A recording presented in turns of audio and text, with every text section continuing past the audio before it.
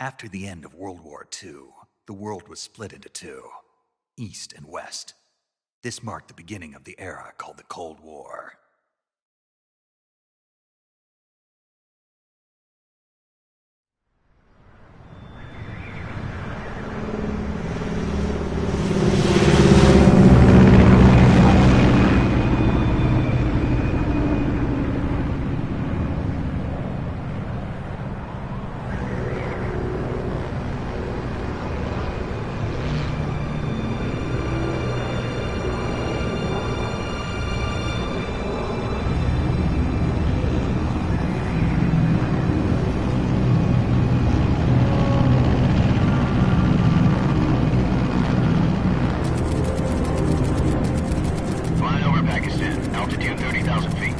Approaching Soviet airspace.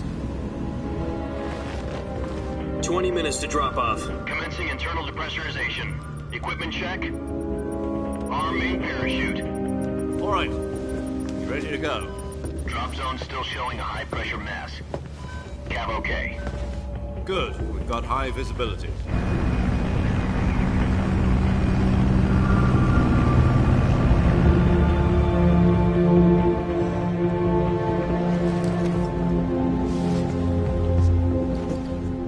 Cigar. Connecting oxygen hose to interior connector. Put on your mask.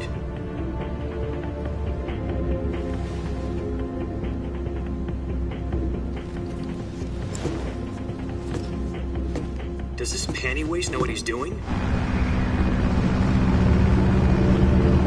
Approaching release point.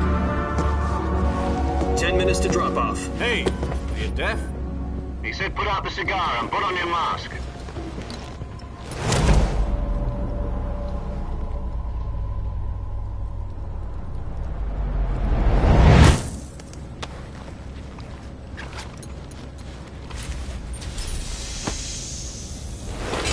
Depressurization complete. Checking oxygen supply. 6 minutes to drop off. Opening rear hatch.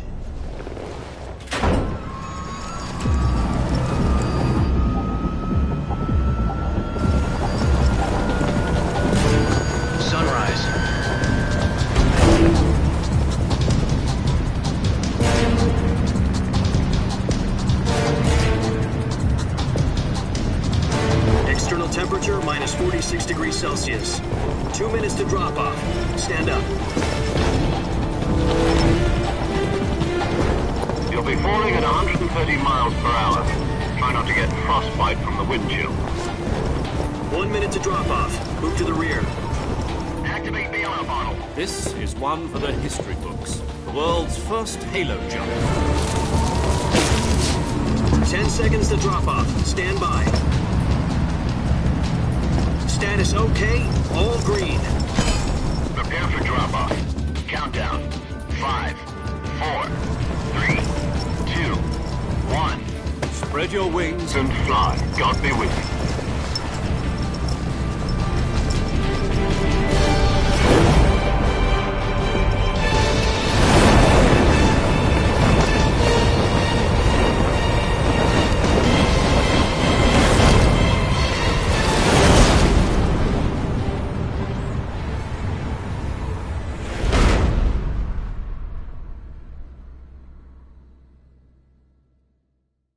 Jack, I've got some important news.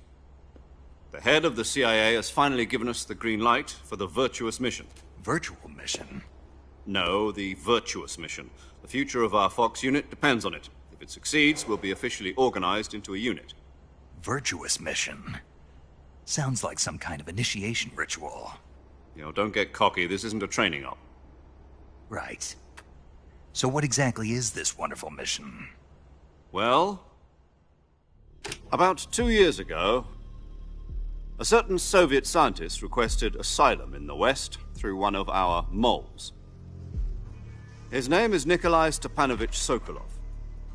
He's head of the OKB-754 Design Bureau, one of the Soviets' top-secret weapon research facilities, and the East's foremost expert on weapons development. Sokolov, isn't he that famous rocket scientist? The very same. On April the 12th, 1961, the Soviets achieved the first manned spaceflight in history. The Earth was blue, but there was no God. Well spoken. The rocket that carried Yuri Gagarin to orbit was the A-1, known as the Vostok rocket. Sokolov is said to be the man most responsible for the multi-engine cluster used in that rocket. After Gagarin's flight, Sokolov left rocket development to become the head of the newly established Design Bureau. From a lowly technician to head of a design bureau, that's quite a success story, so why'd he want to defect? It seems he'd become afraid of his own creations. Afraid? Call it a crisis of conscience. And for that, he left his country and his family behind and went over the fence? Not exactly. One of his conditions was that his family was also to be taken safely to the west. We used a mole to get the family out first and succeeded in sneaking Sokolov over the Berlin Wall shortly afterwards. I was the one who conducted the operation. The security on the eastern side was still full of holes back then. Then what? We got Sokolov over in one piece, but the whole ordeal had left him exhausted, and we checked him into a hospital in West Berlin. It took him 2 weeks and more than 600 miles to get from the research facility in the Soviet Union to Berlin. He was in no condition to say anything coherent. And it was only a week later that we had something much bigger on our hands. The Cuban Missile Crisis. October the 16th, 1962, President Kennedy received word that the Soviets were in the process of deploying intermediate-range ballistic missiles in Cuba. The President demanded that the Soviets dismantle and remove the missiles. At the same time, he announced a naval blockade to prevent further missile shipments from reaching Cuba. But the Soviets didn't back down, instead placing their armed forces on secondary alert. Soviet transport ships carrying missiles continued on course towards Cuba. US and Soviet forces went on alert for an all-out nuclear war.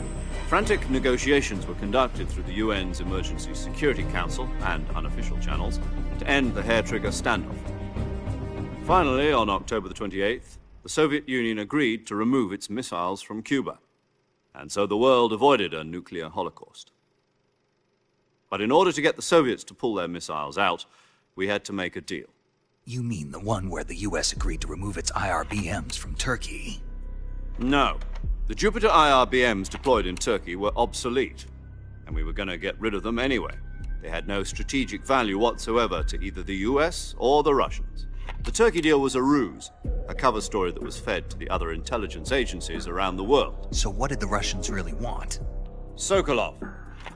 They wanted us to return Sokolov. You mean the Soviets pulled out of Cuba just to get their hands on Sokolov? That's right. What the hell was he working on? At the time, we had no idea. We were running out of time. It was either give up Sokolov or risk full-scale nuclear war. In the end, we had no choice. President Kennedy gave in to Khrushchev's demand. The next day, I got Sokolov out of the hospital, handing him over to agents on the eastern side. Sokolov kept on screaming, "Save me," until he disappeared from my sight. Then, a month ago, we received some new information from one of our moles. About Sokolov? Yes. He was taken back to the research facility and forced to continue working on the weapon in question under KGB supervision. What's more, it's on the verge of completion. So what kind of weapon is it? Something to do with space rockets? No, missiles. Same technology. I guess you're right. We don't know the details, but it appears to be a new kind of nuclear device. For half a year now, the Soviets have been conducting frequent nuclear tests at Semipalatinsk. Something to do with the weapon, I assume. We're talking about a secret weapon so big that Khrushchev was ready to pull out of Cuba to get it back. Is Sokolov still in the facility? No. According to our intelligence, he's in Selinoyarsk, a place in the mountains about 3 miles to the west that's known as the Virgin Cliffs. The Virgin Cliffs. Nice name for a virtuous mission. They moved him there just recently. Why? Apparently, they're conducting a field test of the weapon, but it's our best chance to get him back. This mission would never have been possible if he was still in the research facility. This is our last chance. Sokolov must have known that too when he contacted us.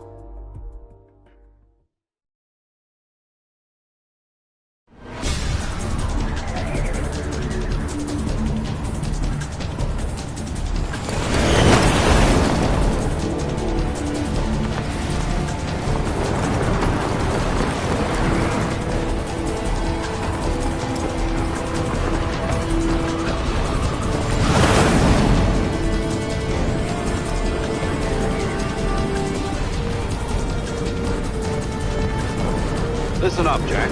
Your mission is to infiltrate Selino Yask in the Soviet mountains, ensure the safety of Sokolov, and bring him back to the West.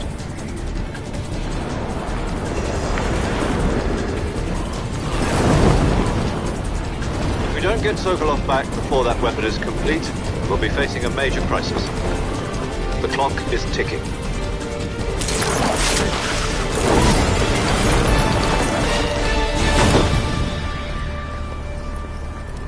Once we've confirmed the rescue of Sokolov, stand by at the recovery point. A recovery balloon will be dropped at that point.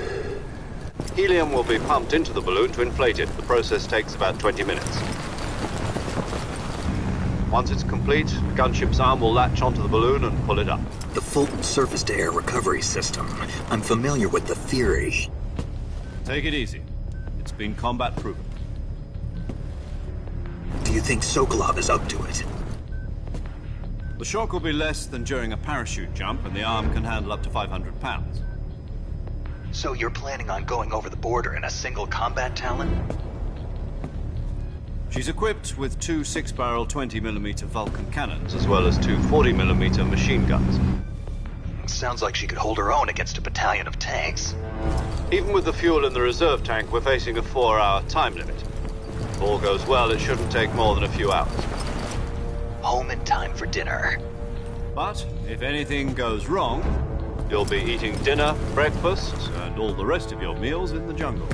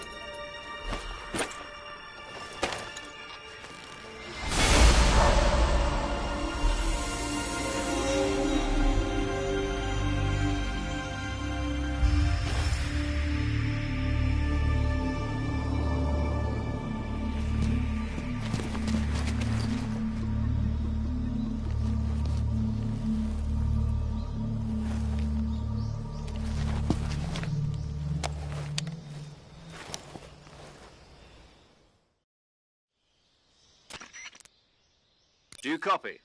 You're already in enemy territory, and somebody might be listening in. From here on out, we'll be using code names to refer to each other. Your code name for this mission will be Naked Snake. I'll be referring to you as Snake from now on. You're not to mention your real name. Snake? Well, you don't like snakes? What do you mean? Well, you've eaten one before, haven't you? In survival training. I'm glad to hear that. I don't know if I'd ever order one in a restaurant, but... Be careful, you might not have a choice. What about you, Major? What should I call you? Let's see. I'll be Tom. Call me Major Tom. This will be a sneaking mission. You must not be seen by the enemy. You must leave no trace of your presence. Is that clear?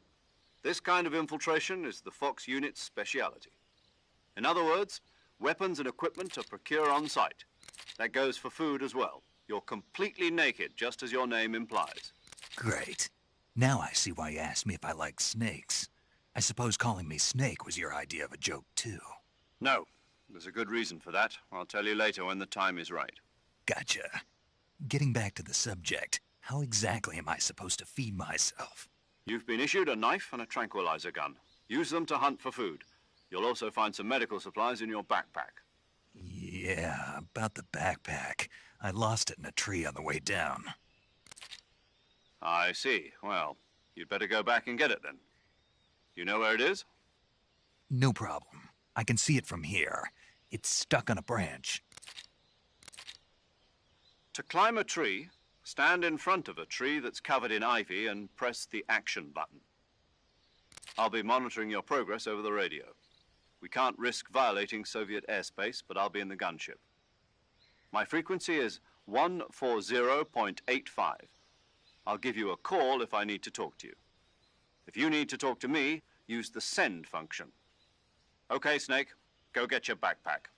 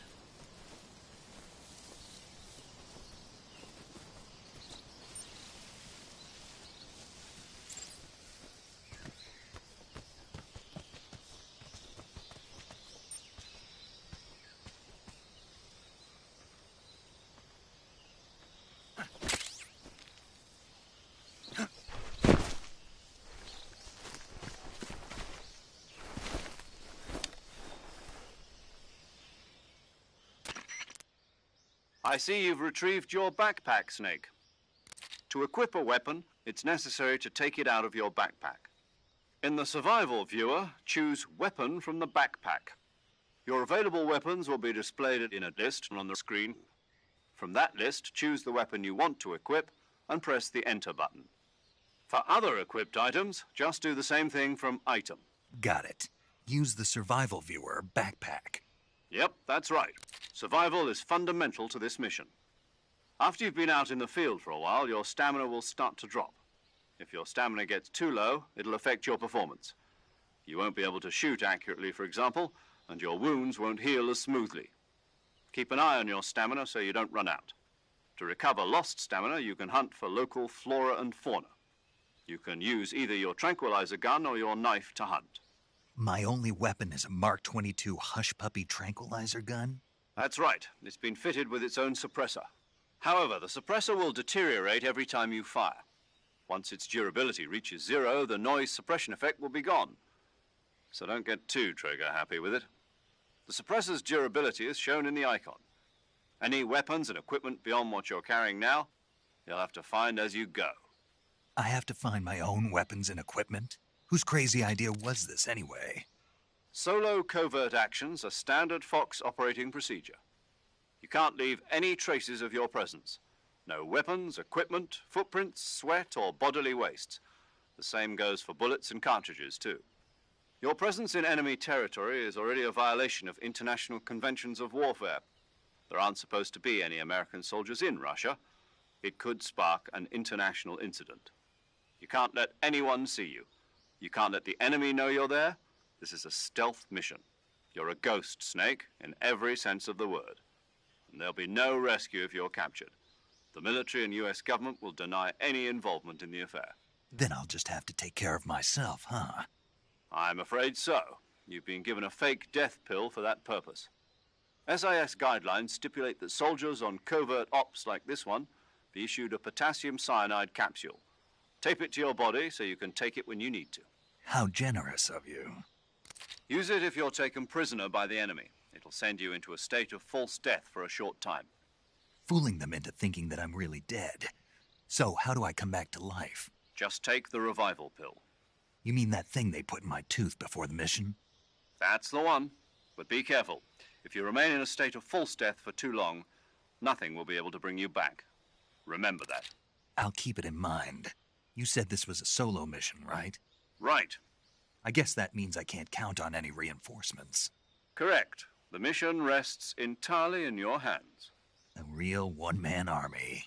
Relax. There's a support team ready to back you up over the radio. Who?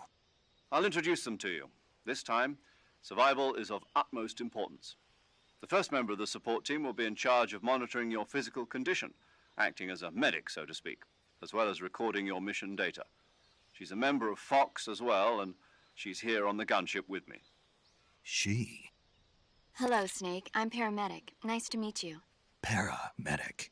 As in a medic who comes in by parachute. Aren't you going to tell me your real name? Are you going to tell me yours, Mr. Snake? My name, huh? It's John Doe. And they call you Jack for short. You're a regular Captain Nemo. A name means nothing on the battlefield. After a week, no one has a name. What's your name? Jane Doe. Very funny. I wasn't joking, but I'll tell you my name only if you manage to make it back alive. My frequency is 145.73. She's also in charge of recording your mission data. Whenever you want to save, send a message over the reserved save frequency, 140.96. So saving lets me record my mission data. That's right. It also records the state of your health. Good to know. There's one more person I want to introduce you to, Snake. Huh? Speaking of snakes, you remember the boss, don't you? A legendary soldier and your mentor. Actually, it was the boss that got the DCI's authorization in the first place. She's going to be serving as Fox's mission advisor. The boss is? She also helped me plan this mission. She and I were at SAS together. Jack, is that you? How many years has it been? Boss? That's right. It's me. Oh. Talk to me. Let me hear your voice. It's been 5 years, 72 days, and 18 hours. You've lost weight. You can tell just by the sound of my voice. Of course I can. I know all about you. Really? Well, I don't know anything about you. What's that supposed to mean? Why'd you disappear on me all of a sudden? I was on a top-secret mission. You didn't need me anymore. But there were still so many things I wanted you to teach me. No, I taught you everything you needed to know about fighting techniques. I taught you all I could. The rest you needed to learn on your own. Techniques, sure. But what about how to think like a soldier? How to think like a soldier? I can't teach you that. A soldier needs to be strong in spirit, body, and technique. And the only thing you can learn from someone else is technique. In fact, technique doesn't even matter. What's most important is spirit. Spirit and body are like two sides of a single coin. They're the same thing. I can't teach you how to think. You'll just have to figure it out for yourself. Listen to me, Jack. Just because soldiers are on the same side right now doesn't mean they always will be. Having personal feelings about your comrades is one of the worst sins you can commit. Politics determine who you face on the battlefield. And politics are a living thing. They change along with the times.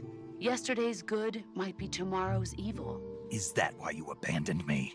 No, it had nothing to do with you. I already told you, Jack. I was on a top-secret mission. A soldier has to follow whatever orders he's given. It's not his place to question why. But you're looking for a reason to fight. You're a natural-born fighter, but you're not quite a soldier. A soldier is a political tool, nothing more. That's doubly true if he's a career soldier. Right and wrong have no place in his mission. He has no enemies and no friends. Only the mission. You follow the orders you're given. That's what being a soldier is. I do whatever I have to get the job done. I don't think about politics. That's not the same thing. Sooner or later, your conscience is going to bother you. In the end, you have to choose whether you're going to live as a soldier or just another man with a gun. There's a saying in the Orient, loyalty to the end.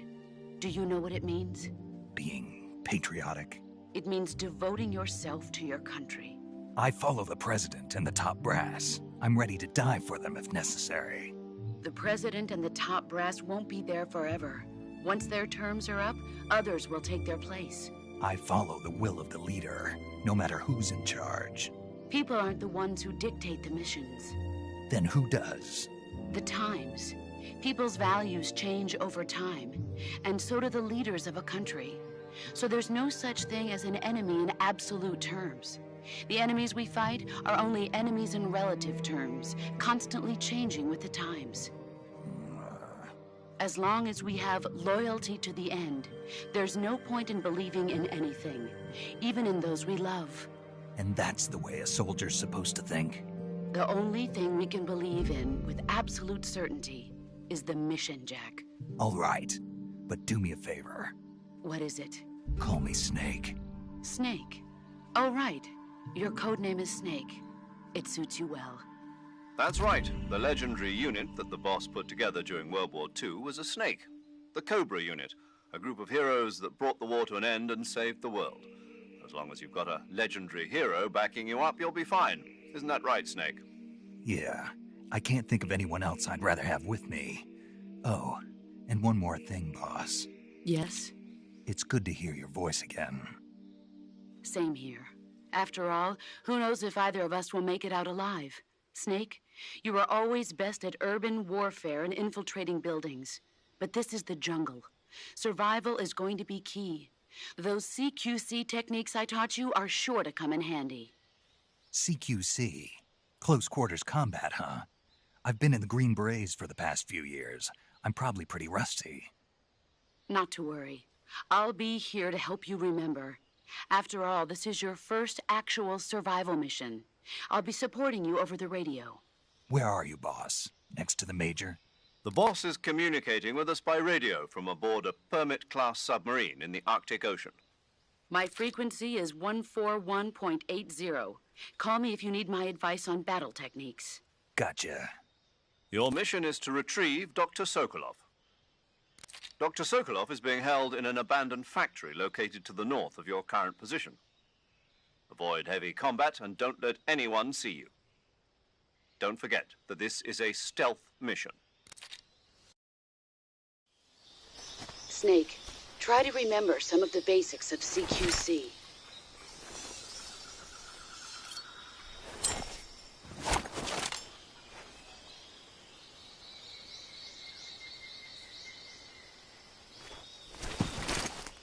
Commencing virtuous mission now.